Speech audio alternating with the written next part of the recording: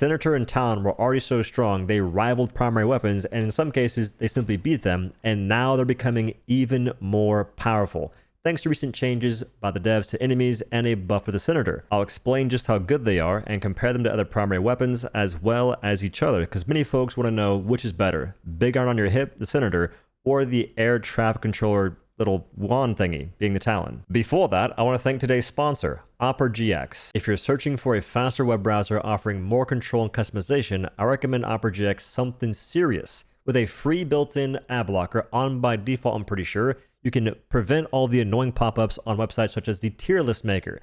That place is a nightmare with no ad blocker on. You also have a built-in free VPN that makes your browsing of the internet a bit more secure and private. If you want, you can try the Pro version, which does cost money, but use the code eggplant for a free 30-day trial. My favorite feature is the integration of AI. You have ChatGPT on the sidebar, pull it up, and it has its own section next to your browser in the same tab, saving you a lot of time having to go back and forth. You can also summarize the entire page you're on by hitting Control/ and tabbing until you see orange and typing in summarize. This will give you the effect in ChatGPT where you have to screenshot everything, put it in there, and you only get 5 attempts of that unless you pay them $20 a month. This does it for you for free and makes it a lot easier. Go to GX Control in Opera, and then you can set a RAM limiter at the top here, and a hard limit means it won't go past the number you set. For a plethora of customization, go to the top left of your sidebar, click the M for mods, and then click store. From here, you can look through a bunch of different mod packs with all kinds of different features. You can customize your sounds from keyboard strokes, the opening and closing of tabs, background music. On the interface, your wallpaper can be static, it can be animated.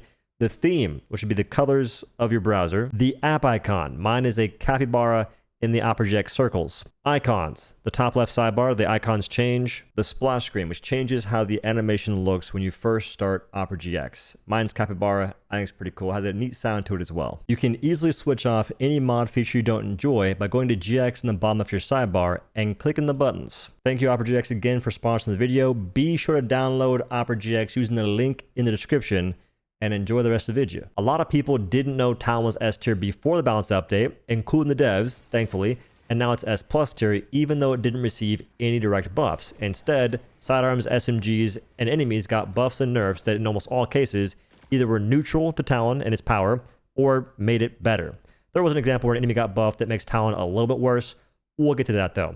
Now the weapon itself has infinite range and no projectile drop. This is a good example to show the drag factor because you don't have any of that with the weapon. Take out the overship shield in around 6 shots after 1 cannon blast on the mothership mission. Other guns, Senator for instance, would take you a lot more bullets. I think roughly 40 to do the exact same thing. That shows that as your bullets travel, they do less damage, but the Talon doesn't have that same issue. You've also got infinite ammo because of heat. If you're on a cold or hot planet, there's a noticeable difference, but you can still fire off 7 shots in very quick succession. The difference is your heat will go down faster on a cold planet than it will a hot one. The Talon has 200 damage, medium armor pen, and it reaches breakpoints that many weapons cannot get to. And in Helldivers 2, saving time by killing things faster is massive, and having infinite ammo saves even more time by not having to reload. So compare it to an assault rifle or an SMG. The only thing that comes close would be Reprimand, but then you account for drag, making it so you can't even one-shot Devastators from 25 meters away. 25, 30. Other ARs take 2 shots to kill Devastators, some 3, being the freaking pacifier. The Talon being able to one-shot every automaton unit while also having infinite range, technically infinite ammo, and no damage drop-off makes it better than the majority of ballistic primary weapons, except for DCS, Diligence, Amendment, and the Jar 5. It's better than the Deadeye because you don't have the atrocious reload speed. Not having a scope is unfortunate. If you ever get like a 2x on the Talon, brother, that would be all you need. Is the sway unforgivably garbage? Yes, but you can still hit some okay shots. Hopefully the devs come to their senses and reduce the sway being so ridiculous, but they might actually buff it after watching this video, who knows. Senator had its damage and durable damage increased, but drag was doubled, which doesn't affect the chaff units too much, because you can still 2-shot Scout Striders, Rocket Striders to the Jondals. If they're too far away, though, it will take you 3 shots, the same as Talon, if not 4, which then makes it a bit worse than Talon in that instance. And it takes you 7 shots on gunship engines, up from 6. If you're facing the utilities of mortar emplacements that you can kill because you're heavy pin, that will be rough if you're around 50 meters away, taking you a lot more bullets. It does still consistently 3-shot hulks from the distance you'll be shooting them, so it's not a huge deal there. But I would say it's honestly a net nerf to how it performs on the bots due to the drag doubling. Against the illuminate, Talon was more powerful than most primary weapons, and now it's even stronger. You can one-shot flying overseers to the face because it had their armor reduced from medium pin to light on the head, and HP was also lowered for their face and body. Talon all of a sudden reaches a break point where it can one-tap them, which feels fantastic. Great against Voteless, one-shot the legs, they're now crawlers, and they eventually bleed out. They're also much slower. On Meat Bobs, those guys did get a change, but Talon doesn't necessarily benefit too much from that. You still want to use other guns to damage things, such as Meat Bobs and especially Harvesters. But Talon does break shields on Harvesters very quickly, and detaches a horn, making it so it can't re-shield at around 3 shots. On Stingrays, not ideal. Takes around probably 12-ish shots in that ballpark to kill those guys. But the point is, the Talon is so good as a secondary compared to primaries that you can still use a different primary for a job, such as a flamethrower to kill a bunch more Voteless, or take the variable, and now you can one-shot Harvesters. That is another factor making secondaries like the Talon so freaking nuts. You just have more build diversity because of what it can do. The Deadeye in Jar 5 can one-shot every Overseer variant, but now so can the Senator, based on the range you're firing from, and that feels freaking sick. The Flying Overseers, Crescent ones, and the no body cam having, baton-wielding, flintlock-wood impersonating Ground Overseer. When you land the one-tap with the headshot, it's awesome, the Senator, man. Comparing to Jar 5 again, Jar 5 has misaligned sights in a sense, and the bullets travel very slow, so hitting the shots is still going to be somewhat challenging while factoring in the pretty slow ergonomics. And Deadeye can miss a shot you have lined up perfectly. So even though other guns have better scopes and whatnot, technically, the Senator still feels like it fits in just fine and almost might be a better option depending on how good you get with the sway. I play a lot of pistols, so I'm getting used to it, kind of. Still not a fan, though. Now, against everything else, Senator's kind of going to be in the same boat, if not a bit worse, because of range. For instance, on Harvesters, you have more damage now, but you don't want to get too close. They'll cast Zeus Lightning Bolt, or worse, Hassan Collar. Either way, you'll get one-tapped if they shock you. On the bug front, Talon can one-shot every small chaff enemy, including Wilburs, Pouncers, Hunters, and Warriors. Before, a lot of guns could also one-shot Warriors, but now they've increased their durable HP to the point that Diligence, a marksman rifle, can no longer one-shot headshot a Warrior, which isn't a huge deal. Not many folks used it before, but I find it kind of funny. And this could potentially be affecting ARs and SMGs that had 1 bullet less time to kill, making it just an extra bullet, which is a time investment considering you're already having to fire multiple shots and land multiple hits to kill an enemy that a Talon can do in 1 shot. That's a big deal. On the medium shaft side, you can now one-shot Bile Spewers and all Spewer variants because they have a mouth weak spot.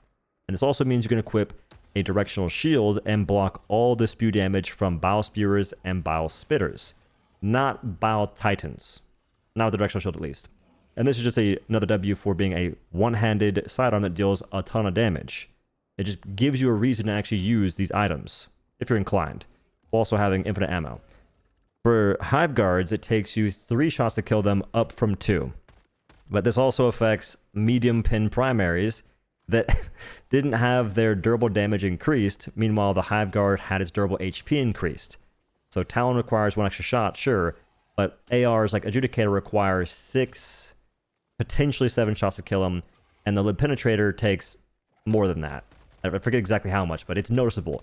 So anytime you have 3 Hive Guards on your screen, that could potentially be either half your magazine or even closer to the full magazine based on human error, whereas the Talon is just 3 shots. For Commanders, it's 3 shots from Talon. Alpha Commanders is 4, but I don't think Alpha Commanders are a good example to bring up here because the enemy itself, it's just, for the Senator, you do all the same things a Talon does, except you have a faster time to kill on the Hive Guard being 2 shots. On Commanders, it's 2 shots. On Alpha Commanders, it's 3 shots. Now, for Warriors, in most cases, when you headshot them, they die very quickly. They bleed out super fast. I do believe that drag affects how fast they bleed out, depending on how close you are to them, because there's times where I shoot them and they live longer. But Senator does not keep up in the slightest with the hordes of enemies, and it's not really necessary to have the Senator as a sidearm when you can just bring the Talon.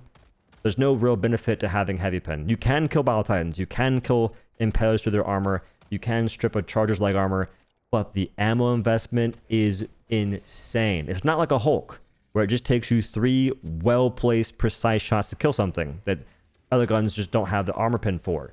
It takes you forever, a year and a day, a millennia to kill these enemies, so the Heavy Pen is just a novelty item. In summarization, the Talon is better than almost every ballistic primary for the automatons, no questions asked. On the illuminate, it depends, but still pretty confident in that answer. On bugs, I'm not so sure. It can do very good, and by the way, I'm saying in just pretty much using only the Talon for the chaff units.